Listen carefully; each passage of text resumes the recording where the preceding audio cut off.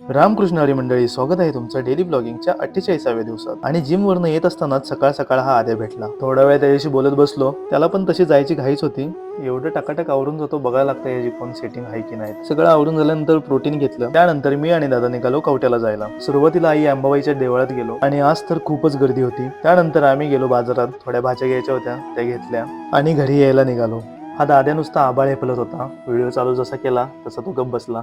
आणि आज मटकीची भाजी मी बनवणार होतो. त्यासाठी पहिल्यांदा मटकी भाजून घेतली. त्यानंतर त्याची मस्तपैकी अशी भाजी केली. फुलामध्ये कुठं तरी तण दिसत होतं, ते मी आणि दादानं काढलं. एवढं सगळं करायला जवळजवळ 1 तास गेला. विकसनशील देशाचे विकसनशील शेतकरी असं म्हणून गेला आता जरा बरं वाटायला लागलंय. त्यानंतर आम्ही जेवायला घेतलं आणि खरं सांगायचं झालं तर भाजी आहे ना, भाजी एकदम क्लास झालेली, टॉपचा विषय. संध्याकाळी आम्ही चाललो परत काकांच्या माळ्याकडे आणि खुद्द रील स्टार इथं फुलं तोडताना आपल्याला दिसली. रील कडून घर चालत नाही भावा, त्यासाठी काम करायला लागतंय असं त्यानं मला सांगितलं.